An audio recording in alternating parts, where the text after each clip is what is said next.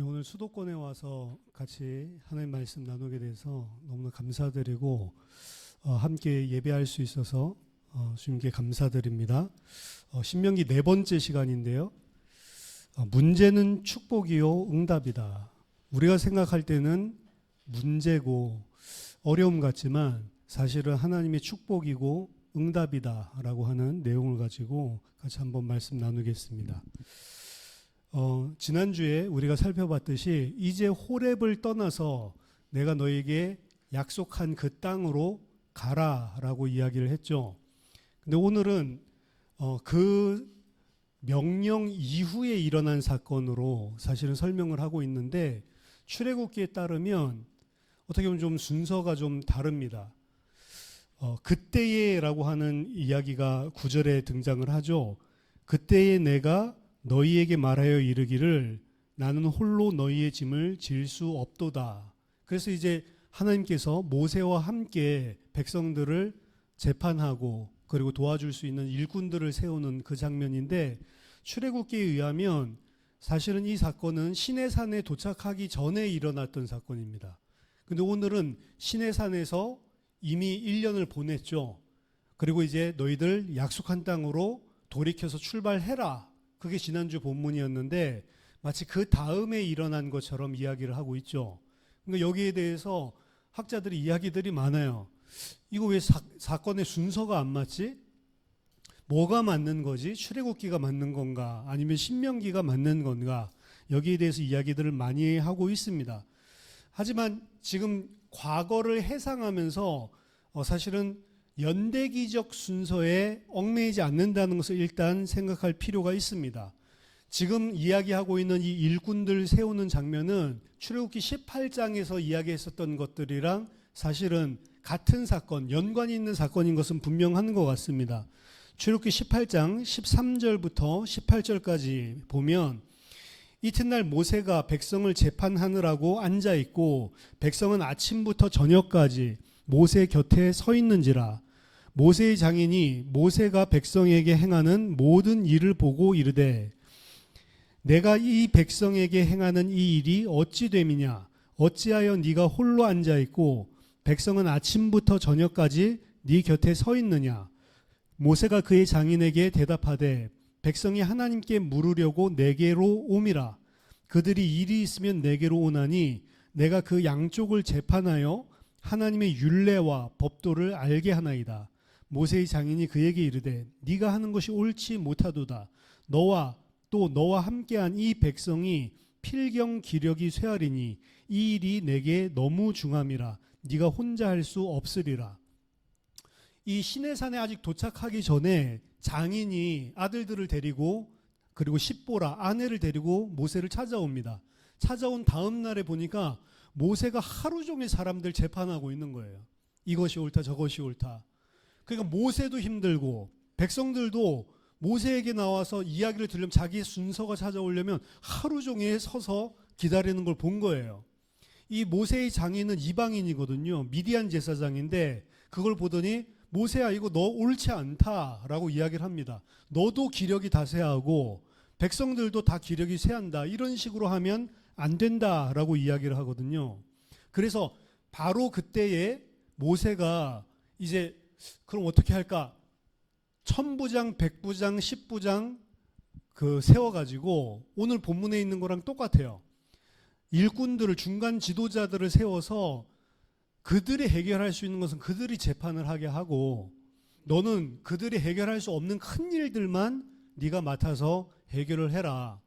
그래서 모세가 그 말을 듣고 마치 바로 그 일꾼들을 세우는 것처럼 이야기를 하고 그러고 난 이후에 이드로는 장인은 바로 떠났다라고 출애굽기 18장에서 이야기하거든요.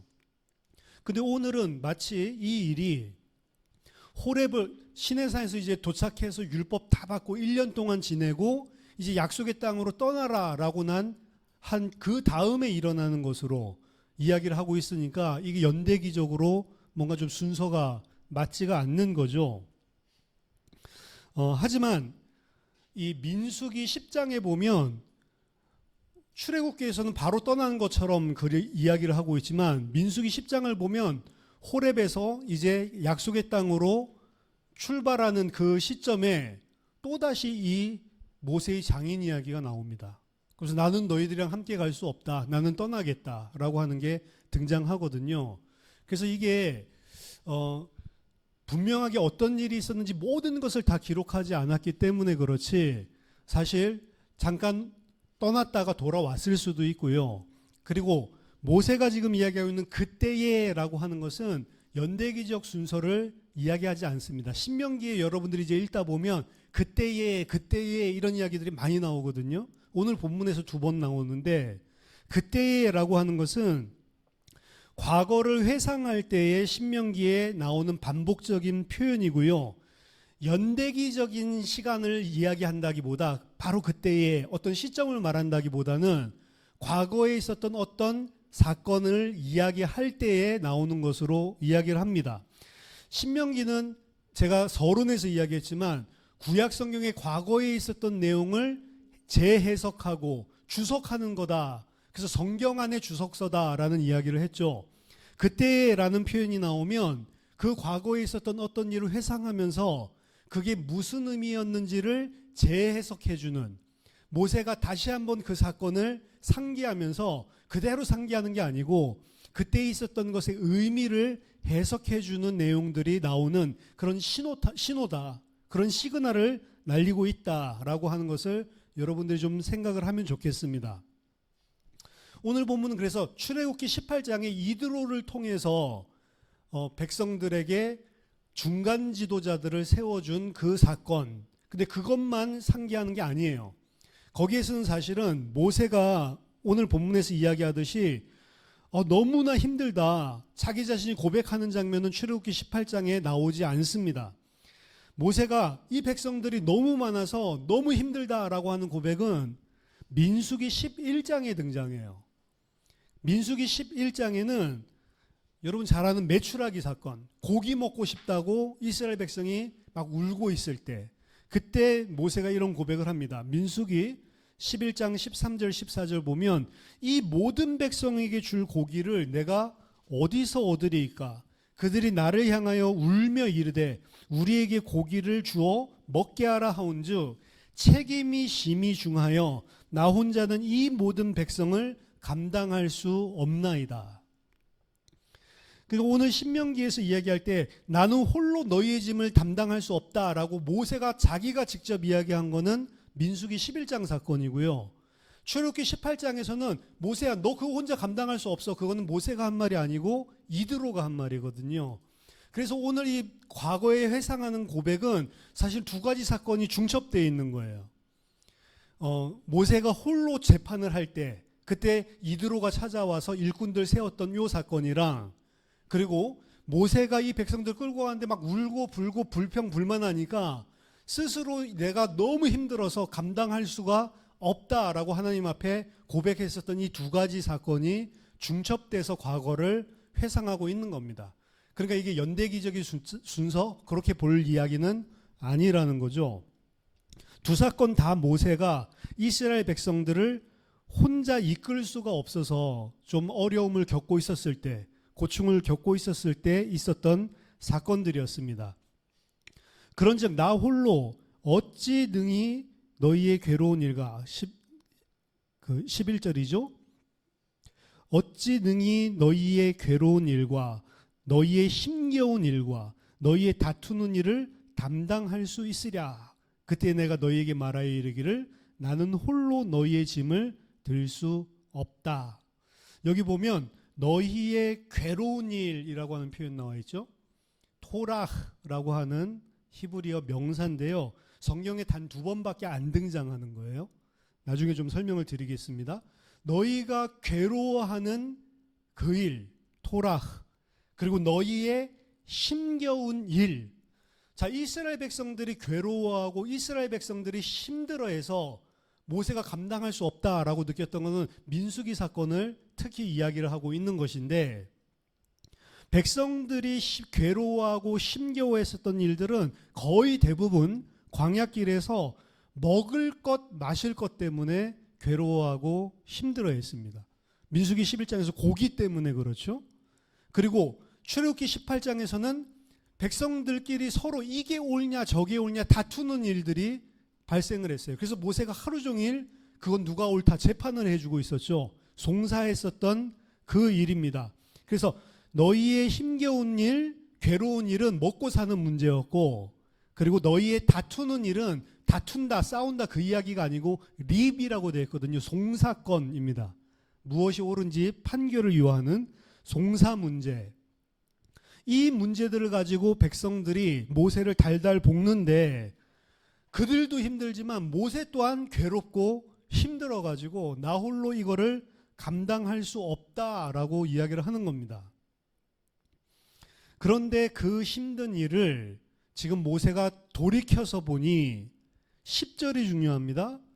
너희의 하나님 여호와께서 너희를 번성하게 하셨으므로 너희가 오늘날 하늘의 별같이 많거니와 라고 이야기를 하죠.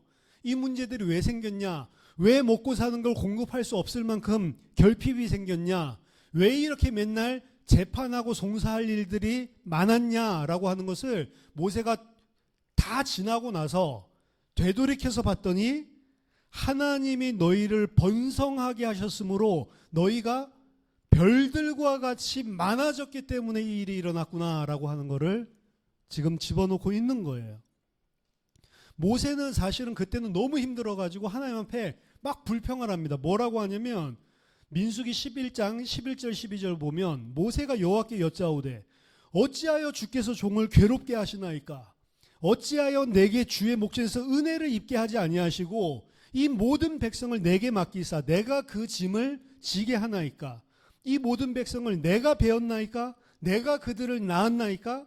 어찌 주께서 내게 양육하는 아버지가 젖먹는 아이를 품듯 그들을 품고 주께서 그들의 열주에게 맹세하신 땅으로 가라고 저한테 합니까? 그러니까 내가 낳습니까? 내 자식들이에요? 왜 나한테 이렇게 괴롭게 해요? 이걸 어떻게 감당을 해요? 사실 모세도 너무너무 힘들었거든요. 근데 지금 돌아볼 때는 관점이 바뀌어 있어요. 지금 와서 생각해 보니 이것이 괴로운 일이 아니고 여호와께서 약속하셨던 언약이 성취된 것이었구나라고 하는 게 지금 들어가 있는 겁니다. 지금 별들과 하늘의 별들과 같이 많아졌다라고 하는 것은 하나님이 아브라함에게 약속하실 때 정확하게 똑같이 썼던 표현입니다. 창세기 15장 4절 5절 보니까 여호와의 말씀이 그에게 임하여 이르시되 그 사람이 네 상속자가 아니라 네 몸에서 날 자가 네 상속자가 되리라. 그러니까 너희 종이 상속자가 아니고 네가 아들 낳게 될 거다. 그 아들이 상속자가 될 것이다. 그를 이끌고 아브라함을 이끌고 밖으로 나가 이르시되 하늘을 우러러 뭇 별을 셀 수 있나 보라. 또 그에게 이르시되 네 자손이 이와 같이 많으리라. 이 별들처럼 많아질 것이다.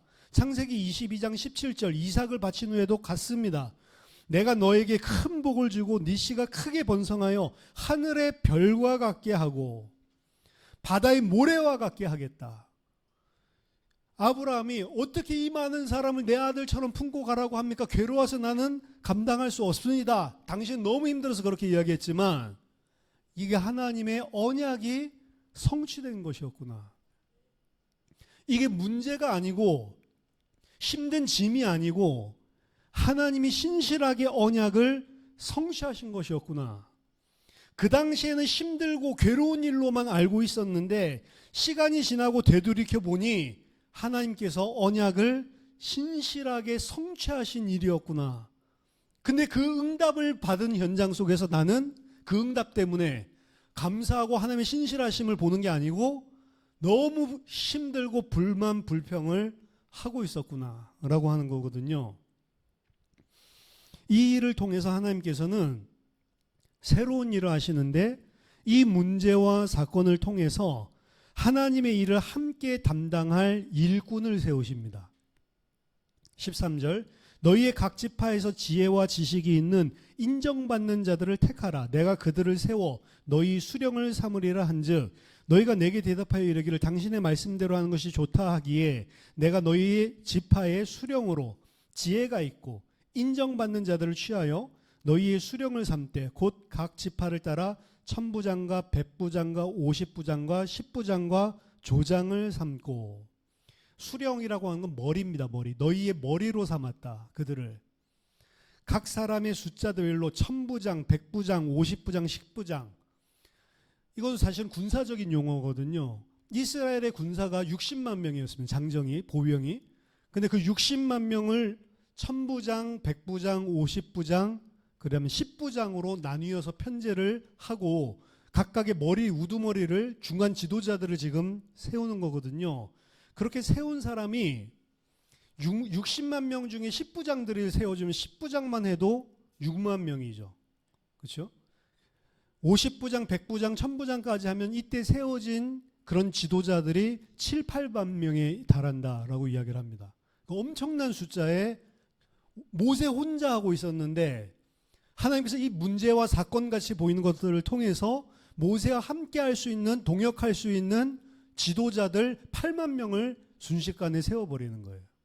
그렇죠? 문제인 줄 알았는데, 사건인 줄 알았는데 오히려 하나님께서 함께 일할 수 있는 리더들을 세우는 새로운 응답을 허락하십니다. 이들을 하나님께서 세우시고 그 다음에 제일 마지막에 보면 조장 있죠. 조장은 뭐냐? 우리나라 말로 조장이라고 해놨는데 쇼트림이라고 하는 히브리어입니다. 이 쇼트림이라고 하는 거는 이 지방 관리들을 이야기를 하는 거기도 하고, 문맥상으로 보면 오늘 군사 지도자이기도 하지만 재판을 하기 위해서 세웠잖아요. 그래서 아마 이 세워진 사람들은 군사 리더인 동시에 그런 조그마한 송사 문제들을 처리할 수 있는 그런 사법적인 권한을 동시에 가지고 있는 지도자들이었다라고 생각을 하는데, 이 쇼트림은 뭐로 보냐면 그런 재판을 할 때에 그것을 기록할 수 있는 기록관들. 그래서 나중에 여기서 이 쇼트림이 소페림으로 나중에 발전된다. 그 소페림이 누구냐면 서기관들 이야기하거든요. 그래서 이 사람들은 재판이 있을 때 판결 난 것들과 그 송사 기록들을 함께 보조해서 남기는 역할들을 한 그런 치안 판사 재판관을 보좌하는 사람들이라고 생각을 합니다. 일꾼들을 뽑는데 기준이 나왔습니다. 지혜, 호크마, 지혜가 있어야 되고, 지식, 나본, 언더스탠딩이거든요. 이해할 수 있는 이해심이 있어야 된다. 보통 이 지혜와 지식이라고 하는 것은 동의어로 분명히 단어는 다르지만 2, 4, 1이 두 개의 다른 단어가 한 가지 의미를 이야기한다. 이럴 때 사용을 많이 한다고 그럽니다. 그래서 아주 지혜로운 자, 지혜를 2번이나 썼으니까 아주 지혜로운 자, 매우 지혜로운 자, 이렇게 생각을 합니다. 그리고 이해심이라고 하는 나본, 이거는 분별력과 그리고 경험을 가지고 있는 자. 그래서 어떤 사람을 뽑으라고 기준이 냈냐면 이 사람은 지식이 있고 그리고 지혜가 있어서 분별력이 있어야 되는 사람. 그 다음 2번째는 인정받는 자들. 알다라고 하는 동사가 수동형으로 쓰인 거거든요. 그러니까 사람들이 알아주는 사람, 어떻게 보면 평판이 있는 사람, 사람들이 인정하는 사람. 그 일상 삶들, 지역 사회의 삶들 속에서 사람들이 봤을 때 아, 이 사람은 참 괜찮은 사람이야. 사람들에게 인정받는 기준이죠. 어떻게 보면 지혜, 지식과 자기 혼자 뛰어난 것뿐만이 아니고 다른 사람들이 봤을 때에도 인정을 받는 사람을 일꾼으로 세워라. 근데 출애굽기 18장에서도 이드로가 일꾼들을 세울 때 기준을 정해주거든요. 근데 오늘 기준이랑 좀 다릅니다. 이드로가 이야기를 했을 때 출애굽기 18장의 일꾼의 기준은 18장 21절에 너는 온 백성 가운데서 능력 있는 사람들, 그럼 능력 있는 사람이 뭐냐? 곧 하나님을 두려워하며 진실하며 불의한 이익을 미워하는 자를 살펴서 백성들 위에 1000부장, 100부장, 50부장, 10부장으로 삼아라 라고 이야기를 하거든요. 이 출애굽기에서 이야기하는 거랑 오늘 신명기에서 이야기하는 게 이거 뭔가 좀 다른 거 아니냐? 또 학자들은 또 이렇게 많이 봐요. 출애굽기는 뭘 강조하냐면 출애굽기에서 이야기하는 능력은 하나님을 두려워하는 자, 영적인 부분. 근데 오늘 이야기하고 있는 본문은 영적인 것보다는 좀 지식 있고 경험이 많고 사람들에게 인정받는 자. 이 두 가지가 다 틀린 거 아니냐라고 이분법적으로 이야기를 하는데 저는 전혀 틀린 거라고 생각하지 않습니다. 왜냐하면 나중에 보면 재판은 하나님께 속한 것이다라는 이야기를 하거든요. 그러니까 영적인 거랑 전혀 배제된 것은 아니지만 어떻게 보면 두 가지 큰 덩어리로 이야기를 하고 있는 거다. 하나는 영적인 분별력과 영적으로 하나님을 경외하는 믿음 가진 사람을 지도자로 세워야 된다. 하지만 그것뿐만이 아니죠. 사회에서 평판이 있고 사람들에게 인정받고 그리고 지혜와 지식이 있는 경험이 많은 자, 이해심이 있는 자를 세워라. 영적인 부분뿐만이 아니고 실제 삶들 속에서 사회 속에서도 능력 있고 인정받는 사람, 하나님 앞에서 능력이 있을 뿐만 아니라 세상에서도 좀 능력이 있고 사람들이 인정하는 사람 세워라. 두 가지 큰 영적인 것과 그리고 실제 삶, 현실적인 부분들을 고려해서 일꾼들을 세워라라고 하는 것 같습니다. 두 개가 영 떨어져 있는 게 아닙니다.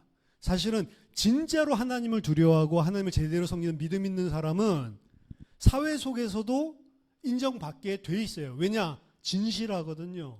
성실하거든요. 그리고 지혜롭게 하고 자기를 위해서 하지 않고 어떻게 보면 공정하게 사회에 유익한 쪽으로 일을 할 수밖에 없기 때문에 그렇습니다. 어떤 사람들 이런 사람들이 있어요. 믿음은 좋은데 세상에서는 일 되게 못하고 세상에서는 인정받지 못하고 이런 사람이 있어요. 근데 그게 일꾼의 기준이 안 되는 거예요. 오늘 본문과 출애굽기 18장을 합쳐본다면 진짜로 믿음이 있는 자라면 세상 속에서도 사람들이 봤을 때 저 사람 진짜 괜찮은 사람이야. 인정받아야 되는 거지 그 두 개가 따로따로 떨어져 있는 거 아니라는 거죠. 16절 내가 그때 너희의 재판장들에게 명하여 이르기를 너희가 너희의 형제 중에서 송사를 들을 때에 쌍방간에 공정히 판결할 것이며 그들 중에 있는 타국인에게도 그리할 것이라. 이스라엘 안에서만 그런 게 아니고 이방인과의 문제가 생겼을 때에도 따로 이스라엘 편만 들지 말라는 거죠. 이방인에게도 공평하게 송사를 할 수 있는 사람. 재판은 하나님께 속한 것인즉 너희는 재판할 때에 외모를 보지 말고 귀천을 차별 없이 듣고 사람의 낯을 두려워하지 말 것이며 스스로 결단하기 어려운 일이 있거든 내게로 돌리라. 내가 들으리라 하였고. 이 18장이랑 출애굽기 18장이랑 그래서 많은 부분들이 겹치는 거죠. 이스라엘 역사 초기 단계에 있어서 이 재판관은 어떠한 역할을 감당해야 되냐라고 하는 게 여기에 잘 나와 있습니다. 동족인 이스라엘 사람들 안에서도 공평하게 일들을 처리해야 되지만 이스라엘 사람과 이방 사람 사이에 판결을 할 때에도 어느 한쪽 편을 듣지 말고 공평하게 정대하게 사건 심리를 해야 되고 공정하게 판결을 내려야 된다. 오늘날의 우리나라에서도 사법부에 대한 막 이런 불신하는 이야기들이 많이 올라와요. 왜 그러냐면 무슨 800원 버스 기사가 손님이 낸 거 아마 뭐 커피 같은 거 먹었겠죠. 800원 취한 거. 나쁜 일은 맞는데 그게 뭐 징역형이 떨어지고 그게 그 사람이 평생 일했었던 직장을 잃어버리고 해고당하고 그렇게 꼭 판단을 했어야 돼. 800원 가지고. 수십억 대 먹은 사람은 그냥 막 다 풀어주고 집행유예로 풀어주고 이렇게 하는 마당에 그게 과연 올바른 거냐. 그런 판결이 실제 세상에는 많이 있단 말이죠. 근데 너희는 알아라. 하나님이 재판의 중심자, 하나님이 재판하시는 최종 종결자임을 알고 하나님 앞에서 공정하게 하라는 겁니다. 부자고 힘있고 능력 있는 사람은 다 빼줘요. 집행유예로. 근데 힘없는 사람 무슨 컵라면 하나 훔친 거 가지고 다시 징역 6개월 또 때려버려. 맞냔 말이죠. 근데 세상사를 보면 다 그래요. 사실은. 변호사라는 제도가 돈 있는 사람 빼주기 위해서 만든 제도 같다라는 생각이 들어요. 사실은. 근데 하나님의 백성은 그렇게 하면 안 된다. 가난하다고 해서 멸시하면 안 되고 가난한 자들 이방인 이런 사람들은요. 가장 사회에서 어떻게 보면 힘없는 사람들을 이야기하는 겁니다. 그 사람들을 바르게 그 사람들 앞에서 그 사람들을 봐주라는 이야기가 아니에요. 그 사람들에게 동정심을 해가지고 그 사람들에게 유리하게 판단해도 안 되는 겁니다. 공정하게 하라는 거죠. 근데 보통 그 사람들을 위해서 동정심 때문에 유리하게 해주는 판결은 잘 안 해요, 사람들이. 뭐를 두려워하죠? 힘 있는 사람들 낯을 두려워한단 말이죠. 여기 낯이라고 되어 있는데 얼굴입니다. 외모를 보지 말고 혹은 얼굴을 보지 말고 직역을 하면, 그 다음에 사람의 얼굴을 두려워하지 말 것이며, 두려워할 만한 사람 누구죠? 힘 있는 사람들, 돈 있고 권력 있는 사람들이죠. 그 사람들 얼굴 보지 말고 그 사람들 얼굴 고려하지 마라. 사람의 낯을 얼굴을 두려워하지 마라. 왜? 이 재판은 하나님께 속한 것이기 때문이다. 말하자면 사람을 두려워하지 말고 하나님을 두려워하라 라고 하는 이야기입니다. 사람 앞에서가 아니라 하나님 앞에서 해라. 그러니까 이 일꾼들은 사회 속에서도 인정받을 수밖에 없다고 그랬죠. 사람 앞에서 일하는 게 아니고 하나님 앞에서 일하는 사람들이에요. 그러니까 기독교인이 사회적인 지탄을 받는다. 그런데 그 사람 믿음은 좋은데 왜 그럴까? 아니, 믿음이 안 좋은 것입니다. 그 사람은 잘못된 신앙을 가지고 있는 거예요. 진짜로 하나님을 두려워하는 사람은 세상에 살 때에도 하나님 앞에서 합니다. 그렇죠? 이 세상 일은 따로고 교회 일은 따로고 안 그렇단 말이에요, 사실은. 18절, 내가 너희의 행할 모든 일을 그때에 너희에게 다 명령하였느니라. 여기 또 그때라는 이야기가 나오죠. 재판관들에게 준 말씀뿐만이 아니고 호렙에서 1년 동안 있으면서 하나님께 받은 모든 말씀들을 다 이야기하는 겁니다. 호렙에서 받은 하나님이 우리에게 명령하신 그 명령들을 내가 다 너희에게 명령을 전했다. 이 마무리의 의도는 방금 개관한 이 행정 조치들이 이스라엘의 일상생활 속에서 하나님의 명령들을 시행하는 것이다 라고 하는 것을 다시 명백히 밝히고 상기시켜 주는 것입니다. 자, 오늘 본문은 사실은 이 이야기예요. 이 본문 안에서 우리들이 생각할 요소들이 사실은 많이 있습니다. 먼저 첫 번째는 아까 전에 토라흐, 괴로운 일이라고 하는 게 성경에 딱 2번밖에 안 나오는 단어라고 했죠. 오늘 본문에서 딱 나온 거고요. 다른 본문 어디냐? 이사야서 1장 14절에 나옵니다. 이사야서 1장 14절은 뭘 배경으로 하고 있냐면 이스라엘 백성들이 여호와 앞에 헛된 예배 드리고 있는 거예요. 이사야서 1장 12절부터 14절까지 읽어드리면 너희가 내 앞에 보이러 오니 이것을 누가 너희에게 요구하였느냐? 내 마당만 밟을 뿐이니라. 헛된 재물을 다시 가져오지 말라. 분향은 내가 가증히 여기는 바요. 월삭과 안식일과 대회로 모이는 것도 그러하니 성회와 아울러 악을 행하는 것을 내가 견디지 못하겠노라. 내 마음이 너희의 월삭과 정한절기를 싫어하나니 그것이 내게 무거운 짐이라. 이게 토라흐란 말이에요. 이스라엘 백성이 하나님 앞에 예배 들어오는 것을 하나님이 무거운 짐이라고 이야기를 합니다. 예배 드리러 오고 월삭과 절기로 모이는 것들, 그거 다 하나님께서 명령하신 절기고 예배인데 왜 제물 드리러 오고 하나님 앞에 예배 드리러 오는 것을 하나님이 무거운 짐이라고 이야기를 합니까? 이스라엘 백성을 이사야서 1장에서 하나님께서 지금 뭐라고 하시는 이유는 예배를 안 드렸기 때문이 아니에요. 이 사람들 다 희생제사 법대로 다 드린 사람들입니다. 그런데 뭐가 문제냐? 그 희생제사를 드리는 이유가 뭐냐면 희생제사 드리면 다 용서해 준댔지. 그러니까 일주일 동안 어떻게 살아요? 마음껏 죄를 지으면서 사는 거예요. 그러니까 아까 전에 믿음이 좋은 것 같은데 실제 삶들 속에서는 전혀 믿음과 하나님이 없다라고 하는 거죠. 주일날 와서 예배는 잘 드리는데 일주일 동안 살 때는 불신자랑 똑같이 살아. 생각도 사상도 하는 방법도. 이스라엘 백성이 가난한 사람들 짓밟고 누르고 그러면서 자기는 호화호식하면서 안식일만 되면 하나님 앞에 죄 용서받으면 되지 뭐. 희생제사 피 딱 흘려버리는 거예요. 그러고는 룰루랄라. 흘려버리고 그 다음에 또 그 다음 날부터 또 뭐예요? 또 고아와 과부로 압제하고 이런 죄를 짓고 있는 거예요. 그러니까 예수 그리스도의 피를 다 용서했으니까 이제 내 마음대로 죄를 마음껏 지어도 되는구나, 이런 식이에요. 그래서 육신대로 막 살면서 그래도 난 구원 받았어 이러는 거예요. 그래도 난 예수 믿는다고, 난 예수 고백해, 예수님 나 죄 때문에 죽었어. 그건 믿음 아닙니다. 그게 바로 이단이라고 하는 거예요. 구원파. 나 예수 영접하고 고백하는 거 했어. 나 예수 믿었어. 그렇게 하면서 전혀 예수랑 상관없이 산다? 그 사람을 성경에서는 구원 못 받은 자라고 이야기하는 겁니다. 하나님이 사실은 이 이스라엘의 이 백성들의 이 이사야서 1장의 사건은 초대교회에서도 똑같이 체험을 했다고요. 초대교회 안에도 그런 사람들이 많습니다. 예수 그리스도께서 내 죄 용서했으니 나 아무 죄나 지어도 된다. 나는 자유하다. 이 구원파식의 믿음이 초대교회에도 있었다고요. 영이 중요한 거지 육신이 뭐 중요하냐. 영적으로 나 구원받았으니까 육신적으로 어떻게 살아도 어차피 뭐 대동소이한 거 아니야? 완벽하게 육신적인 삶을 살 사람이 어디 있어? 너는 완벽해? 완벽한 사람 없지. 그러니까 내가 막 사는 겁니다. 그러면서 너 나보고 뭐라고 하지만 너는 나나 똑같아. 너는 완벽해? 이렇게 이야기하는 거예요.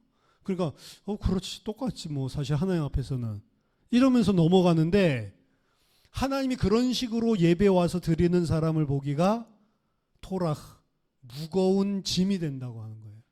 내가 언제 그런 것들을 너희에게 요구했냐라고 하는 거죠. 말하자면 이스라엘 백성들은 이 언약에 담겨져 있는 은혜도 놓치고 그 언약의 의미도 다 놓쳐버리고 희생 제물의 피를 자기 육신적인 동기를 채울 도구로 아예 전락을 시켜버린 것입니다.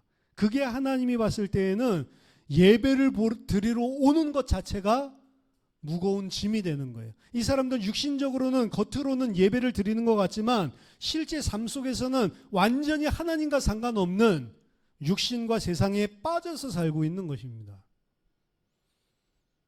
그게 하나님의 무거운 짐이에요. 하나님을 괴롭게 하지 마시기 바랍니다. 나는 무엇 때문에 괴로워하고 있냐? 내 육신 문제 때문에 토라흐, 무거운 짐이 되고 괴로워하고 있는데, 하나님의 관점에서 무거운 짐, 괴로운 것은 뭐냔 말이에요. 진짜 괴로워할 일은 안 괴로워하고 안 괴로워야 될 때에 괴롭게 되는 거죠. 그렇죠? 이스라엘 백성들의 토라흐랑 하나님의 토라흐, 이 두 가지만 두 개만 나왔다니까요, 이 단어가. 근데 하나님의 토라흐랑 이스라엘 백성들의 토라흐가 완전히 다르단 말이에요. 이스라엘 백성은 그저 먹고 사는 것 때문에 너무 괴로워. 늘 관심은 그거예요. 근데 하나님은 언약 놓치고 세상 나가가지고 하나님 다 잊어버리고 그렇게 사는 자들이 하나님의 백성이라고 하면서 예배 드리러 오는 것 자체가 토라흐란 말이에요. 불신자들이야 그렇게 살면 상관없지만 하나님의 백성들이, 결국에 하나님의 토라흐는 누구 때문에 이 괴로운 짐, 무거운 짐이 되냐면 하나님의 백성이라고 하는 사람들 때문에 하나님이 마음이 무거워지는 겁니다.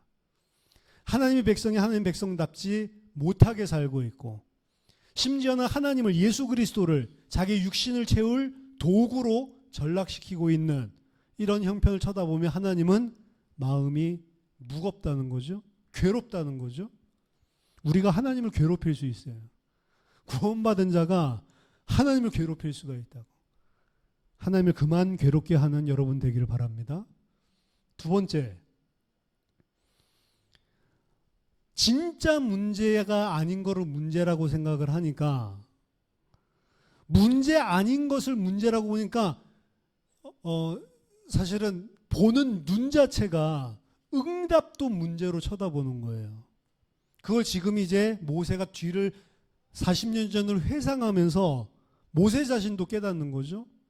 그것 때문에 나 죽겠습니다 라고 했었던 게 모세였는데, 내가 나왔습니까? 왜 나한테 이러세요? 이게 원래 모세였잖아요. 모세는 이스라엘 백성들이 너무 많은 게 문제라고 생각했어요. 내가 이 많은 자들 낳았습니까? 어찌해서 나보고 이 사람들을 가나안 땅으로 데리고 가라고 합니까? 근데 그 사람들이 많아진 게 지금 보니까 언약의 성취고, 그 사람들 가나안 땅으로 데리고 가는 것도 언약의 성취잖아요. 그렇죠? 결국에는 모든 것들이 다 하나님의 언약에 성취하는 발걸음들 속에 있는 것인데, 그 언약 성취된 것도 자기가 봤을 땐 문제고, 언약을 성취하려고 가는 것도 문제고, 하나님이 봤을 때는 반드시 이루어야 되는 언약을 지금 신실하게 지키고 성취하고 계시는데, 자기는 성취된 언약을 쳐다봐도 문제고, 성취하고 계시는 언약을 쳐다봐도 문제고. 그렇죠? 그러다가 지금 돌아보니 문제가 아니라 그것이 바로 축복이고 응답이었구나. 이걸 언제 깨달아요? 모세가 지금 120세 죽기 전에 깨닫는다. 말하자면 우리 인생사에 문제들이 많습니다.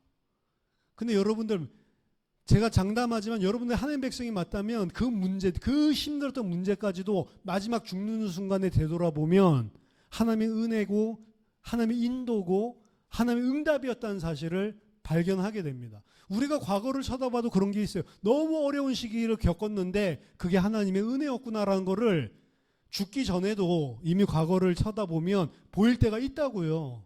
그렇죠? 그게 전혀 없는 사람은 하나의 사람이 아닐 수 있습니다. 그게 반드시 있어요. 우리 보면, 야, 되돌아보면 그때 그렇게 했던 것조차도 다 하나님의 응답이었구나, 인도였구나, 이걸 알게 된다고요. 근데 모세처럼 죽기 바로 전에 인생 전체를 되돌아보면 모든 것들이 다 하나님의 손길이었고 응답이었구나, 이걸 보게 되는 겁니다. 그것을 그 당시에는 못 보는 게 문제죠. 너무 힘드니까, 죽겠으니까 그 당시에는 모르는 게 문제지, 지나고 나중에 오랜 시간 후에 쳐다보면 야, 그것도 응답이었구나. 그게 좀 먹고 살만하니까 그런 생각을 하는지 모르겠어요. 군대 때 힘들었는데 되돌아보면, 나중에 가서 보면 그래도 그때 참 좋았다, 막 이런 이야기를 하는 사람들이 있거든요. 저는 지금 돌아봐도 별로 좋지 않은데 좋게는 개뿔 좋아요. 그러니까 너무너무 힘들었거든, 것도 막 추억이다, 막 이제 이렇게 할 때가 있거든요. 사람들이 그때는 완전히 미치는 줄 알았는데, 근데 하나님의 사람은 그냥 그 정도의 수준을 뛰어넘어서 아, 그것도 내 인생에 필요했구나. 하나님의 언약을 내게 이루시는데 그게 필요하고, 내가 그걸 통해서 예수를 어떤 식으로, 신앙생활을 어떤 식으로 하나님께서 인도하신 인도였구나, 이거를 나중에는 안다고요. 근데 지금은 모른다고요. 근데 지금은 모르는 게 문제라는 거예요. 제가 말씀드리고 싶은 거는, 나중에는 다 압니다. 천국 갔을 때는 더 잘 알겠죠. 그래서 껄껄껄 거리고 있다면서요. 그때 내가 그러지 말걸, 그때 내가 그렇게 했어야 되는데 그럴걸. 그렇죠? 지금 볼 수 있어요. 문제가 있습니까? 사건이 있습니까? 힘든 일이 있습니까? 근데 문제 당할 때에 그것이 축복임을, 그것이 응답임을, 그 속에 지금 하나님께서 하고 계시는 일이 있음을, 뭔지는 몰라요. 그렇지만 믿음으로 볼 수 있는 게 있어야 된단 말이에요. 그리고 그 믿음의 눈으로 그걸 가만히 바라보고 있으면 알게 돼 있습니다. 하나님은 이스라엘 백성만 함께 하셔서 인도하신 게 아니에요. 지금도 살아서 나와 함께 하시고 내 삶을 세밀하게 인도하고 계시고, 성경에 맞다면 어제나 오늘이나 영원토록 동일하신 그 하나님은 우리를 눈동자처럼 세밀하게 보호하고 계시대요. 구약의 이스라엘뿐만 아니라 나도요. 근데 나는 문제 때문에 죽겠단 말이에요. 그때 뭐 하라고요? 그 문제, 죽겠는 거 힘든 문제 맞습니다. 근데 잘 보라고요. 뭘 가지고? 믿음을 가지고. 하나님이 지금도 나랑 함께하고 계시고 하나님이 나를 보호하고 인도하고 있다는데, 그럼 이거는 지나가는 일인데 이 일을 통해서 왜 하나님이 이 일을 벌이셨고 나에게 허락하시고 뭘 원하고 무슨 일을 하고 있을까? 믿음을 가지고 쳐다보라고요. 문제에 빠지지 말고 그 문제 뒤에 배후에서 역사하고 계시는 하나님을 인정하고 기억하라는 겁니다. 그때에 하나님께서 함께 하신다는 사실을 놓치지 않고 그 문제를 보고 있을 때에 이게 문제가 아니고 응답이구나 라고 하는 것을 먼 미래가 아니라 지금도 깨달을 수가 있다고요. 지금도 응답으로 받을 수 있다고요. 아, 하나님이 언약을 성취하고 계신 거구나. 그래서 오늘 제목을 이야기한 겁니다. 문제인 줄 알았는데 문제가 아니고 응답이고 축복이란 말이에요. 하나님의 백성에게는. 하나님의 백성에게는 모든 것들이 다 응답이고 축복입니다. 아니 이렇게 망하는데 망하는 게 문제가 아니에요. 망하는 걸 통해서 지금 하나님 뭔가를 하고 계시단 말이에요. 근데 믿음이 없으면 못 볼 뿐입니다.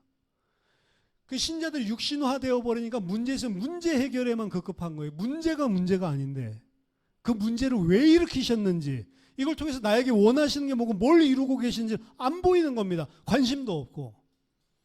근데 눈 뜨고 믿음을 가지고 보고 있으면 먼 미래가 아니라 지금도 발견하고 응답받을 수가 있다는 거죠. 그래서 여러분들 문제 당하신 분들, 힘든 어려운 상황들에 빠진 분들, 하나님을 기억해야 돼요. 하나님께서 반드시 이루시는 축복과 응답이 그 속에 있습니다. 마지막 세 번째, 교회 안에 그리고 이스라엘 공동체 안에 이런 문제들, 육신적인 일로 문제가 터진 거잖아요. 말하자면 문제가 터졌을 때 오늘 뭐 출애굽기 18장에 있었던 사건이나 민수기 11장에 있었던 사건이나 막 백성들 하루 종일 송사하고 재판하고 혹은 고기 먹을 거 없다고 울고불고 막 자빠졌을 때 그 모든 사건들 안에 하나님께서 하신 일이 동일했어요. 오늘 거의 8만 명 되는 일꾼 세우셨죠. 고기 못 먹는다고 울고불고 할 때에도 하나님이 70인의 장로들을 세우셨습니다. 그러니까 이 공동체 안에, 교회 안에 육신적인 일로 말미암아서 문제가 야기될 때 항상 하나님께서 하시는 일은 그 모든 일들, 문제들을 이제 능히 감당할 수 있는 일꾼들과 제자들을 세우신다는 거예요. 모세의 경우만이 아니고 초대교회도 마찬가지였습니다. 사도행전 6장에 이스라엘 이 교회가 문제에 빠졌죠. 뭐 때문에? 구제 문제 때문에. 가난한 자들에게 뭐 나눠주는 뭐 식량이나 뭐 이런 배급하는 것들이 있었나 봐요. 도와주는 구제. 근데 거기에서 이 사람들이 당연히 히브리 사람들이니까 유대인들 과부들이나 이런 사람들한테는 잘 도와주는데 구제금 가지고 헬라파 믿는 사람들한테는 잘 안 주는 거예요. 그 교회 안에 문제가 생기겠죠. 사도행전 6장 1절에 그때의 제자가 더 많아졌는데 헬라파 유대인들이 자기의 과부들이 매일의 구제에 빠짐으로 매일마다 나눠준 구제에 헬라파 과부들은 안 주는 거야. 매일 줘야 먹고 사는데 매일의 구제에 빠짐으로 히브리파 사람을 원망하니 12사도가 모든 제자들을 불러 이르되 우리가 하나님의 말씀을 제쳐놓고 접대를 일삼는 것이 마땅치 아니하니 형제들아 너희 가운데서, 여기도 기준이 나옵니다, 성령과 지혜가 충만하고 칭찬받는 사람 7을 택해라. 그래서 그 사람들로 하여금 그 일을 하게 해라. 그래서 그 일의 문제 때문에 7명의 지도자가 초대교회 안에 세워집니다.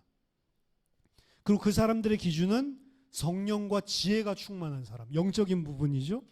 그것뿐만이 아니고 사람들에게 칭찬받는 사람. 그러니까 오늘 이 구약의 모세가 세웠던 일꾼들이랑 똑같은 거예요. 영적으로 하나님을 경외하고 영적으로 하나님을 두려워할 줄 아는 사람, 그 사람을 보고 힘 있는 사람이라고 이야기를 했죠. 그리고 그것뿐만이 아니고 세상적으로도 지혜와 지식과 경험과 그리고 사람들에게 인정받는 사람, 이 사람들을 세워라. 하나님의 일을 진짜 할 수 있는 일꾼은 영적인 자질과 세상 사회적인 자질을 둘 다 겸비한 자입니다. 그래야 하나님의 나라가 그들을 통해서 욕먹지 않고 확장될 수 있어요. 교회에만 너무 치우쳐가지고 사실은 세상적인 것들이 너무나 꽝인 사람도 있어요. 없습니까? 저는 많이 봤는데요. 우리 할아버지만 봐도 그런 부분들 보면 너무 뜨악했어요. 할아버지는 진짜 막 믿음 충만하고 전도해야 된다, 복음 아니면 예수 아니면 다 죽는다 이래서 맨날 죽을 때까지 전도하고 다녔거든요. 그런데 그런 것들이 실제적인 삶들 속에서 이해관계에 얽히면 뭐 그런 거 안 나오더라고요. 할아버지 집에 샷시 달러 왔는데 그거 샷시 탄다고 위에 올라서 가지고 그 사람이 이렇게 끼워주다가 샤시가 약간 우그러졌어요. 근데 그거 망치로 펴가지고 열고 닫는데 별 그게 없거든요. 근데 할아버지가 이거 돈 줄 수 없다고. 그래서 그때 그 전에 보지 못해도 막 성을 내고 막 그 사람 막 욕을 하고, 그래서 돈 절대로 제값 다 줄 수 없다라고 하니까 이 사람도 미안해가지고 그러면 그렇게 하십시오 하고 하더라고요. 그래서 제가 옆에서 보는데 저렇게 해도 되나? 근데 그 사람이 이제 신발 신고 나가는데 동포요 예수 믿으십시오 이렇게 하더라고요. 그래서 저렇게 하면 예수 믿고 싶겠나? 그죠? 그 좀 우그러졌다가 피면 어때요? 뭐가 그렇게 큰 문제예요? 진짜로 동포요 살리려고 한다면. 그렇죠? 문제다 이런 것도. 열심히 교회 다니는데 세상 나가서 일 똑바로 못해. 그럼 욕먹는 겁니다 사실은. 그렇죠? 성실하지도 않아. 뭐 때문에 계속 교회 행사한다고 빠져먹어. 평상시 때 너무 잘했던 사람이면 그런 것들도 야 쟤는 인정, 쟤는 한번 이렇게 해줄 건데, 이건 수시하고 날 빠지면서 지 하는 일들은 다 빵꾸네. 그러면서 맨날 기도하고 있어. 싫어합니다 사람들이. 근데 그거 정상적인 신자가 아니에요 성경으로 보자면. 사도행전 2장 46에서 47절 보면 그냥 모든 성도들입니다. 그냥 일꾼들만이 아니고 날마다 마음을 같이하여 성전에 모이기를 힘쓰고 집에서 떡을 떼며 기쁨과 순전한 마음으로 음식을 먹고 하나님을 찬미하며 또 온 백성에게 칭송을 받으니. 온 백성은 그리스도인만 말하는 게 아니잖아요. 이 사람들이 날마다 모이기를 힘쓰고 말씀 받고, 떡을 뗀다는 건 말씀 받고 그거 가지고 서로 교제하고 하나님 찬미하고 열심히 하나님의 백성으로 하나님 예배하고 하는데, 온 백성에게도 칭송을 받는 사람들이었다. 그러니까 어떻게 해요? 주께서 구원받는 사람을 날마다 더하게 하시니라. 그렇죠? 영향력이 진짜로 있는 거죠. 이 사람 보니까 나도 예수 믿어야겠다 생각이 드는 거죠. 교회 안에서만이 아니라는 겁니다. 교회 안에서 진짜 믿음 가지고 충성 봉사하는 사람이 어디에서도 인정받아야 돼요? 가정 안에서도 인정받아야 돼요. 직장 안에서, 사회에서, 현장에서 온 백성들에게 인정을 받아야 돼요. 하나님의 백성은 더욱더 내가 이렇게 하면, 하나님의 백성으로서 이렇게 하면 이 사람들이 하나님을, 그리스도를 어떻게 생각할까? 그 생각만 있어도 그렇게 안 한다고요. 양보할 것도 양보하고, 내가 좀 손해보더라도 그리스도인으로. 이게 바로 그리스도인이라는 거죠. 그리스도인이라고 하면서 세상에서 부리는 욕심보다도 더 부리고, 이래서 오늘날 교회가 욕먹는 거 아니에요.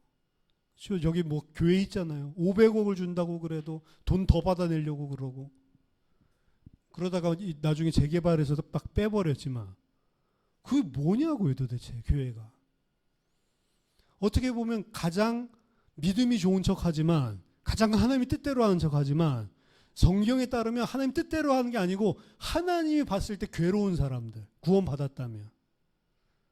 구원은 우리가 판단을 할 수 없지만 만약 구원받은 사람들인데 그렇게 하고 있다, 그 하나님이 봤을 때 너무 무거워가지고 괴로운 사람들입니다. 믿음이 좋다라고 하는 것은 하나님, 교회 안에서 성도들끼리 뿐만이 아니고요, 가정의 불신 가정이나 혹은 불신자들이나 세상 속에서도 진짜 하나님 믿는 사람은 성실하고 진실하고 무슨 일이든지 저렇게 최선을 다하고, 자기가 손해보더라도 진짜 어떻게 사람이 저럴 수가 있지? 사실 이런 이야기를 듣는 게 정상적인 거라는 거죠. 정상적인 거. 그것이 바로 그리스도인입니다.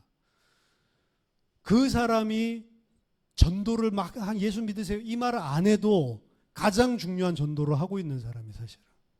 그거 되는 사람이 예수 믿으세요 말을 해야 돼. 그거 안 되는 사람이 예수 믿으세요 하니까 내가 네 쳐다보니까 예수는 안 믿는다, 이런 사람도 있다니까요. 내가 다른 거 다 해도 너를 보니까 예수는 안 믿는다. 그렇죠? 내가 다른 사람들, 예수 믿는 사람들 많이 만나봤는데 내가 너 쳐다보니까 네가 진짜 예수 믿는 것 같다. 이렇게 돼야 되죠. 그때에 영적으로 사실은 그 사람들이 살릴 수 있는 통로로도 쓰임받는 거예요.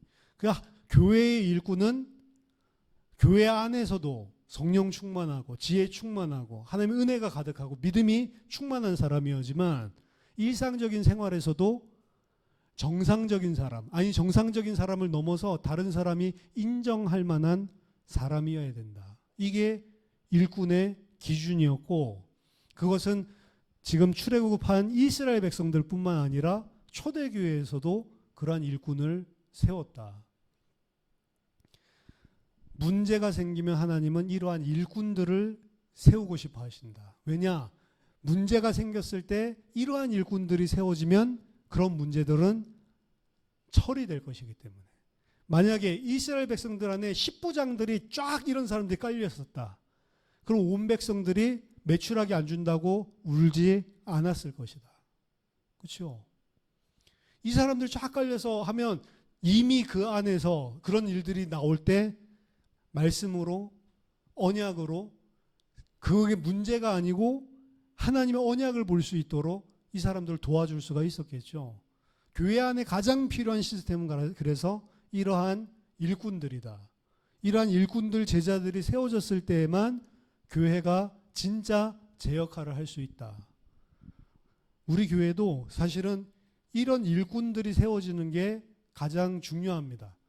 사람들 보내주는 것은 중요한 게 아니에요. 이런 일꾼들이 세워지고 이러한 공동체를 만들어 나가는 게 더 중요한 하나님이 원하시는 일입니다. 그게 안 됐을 때 사람들 들어오는 것들 문제고요. 그리고 그거 되면 안 들어와도 상관이 없어요. 왜냐? 그게 핵심이고 그게 목표라고요. 여러분들이 오늘 말씀 들으면서 하나님의 괴로운 일이 여러분들의 괴로운 일이 되기를 바라고, 그 괴로운 일이 문제가 아니고 문제에 빠지는 것이 아니고 하나님의 응답이고 축복임을 볼 수 있는 믿음의 사람이 되기를 바라고, 세상에서나 교회에서나 누가 보든지 간에 인정받을 수밖에 없는 그런 그리스도인이 되시기를 예수 그리스도 이름으로 축원합니다. 기도하겠습니다. 살아계신 하나님 아버지, 은혜를 감사드립니다. 저희들에게 바른 믿음의 눈을 허락하셔서 문제를 문제로 보는 것이 아니라 그 속에 하나님께서 하시는 일과 응답과 축복을 볼 수 있는 믿음의 사람 되게 하여 주시옵소서. 하나님 앞에, 그리고 세상의 사람들 앞에까지 하나님 인정받을 수밖에 없는 진정한 그리스도인으로 이번 한 주간도 승리하게 하여 주시옵소서. 예수 그리스도 이름으로 기도하옵나이다. 아멘.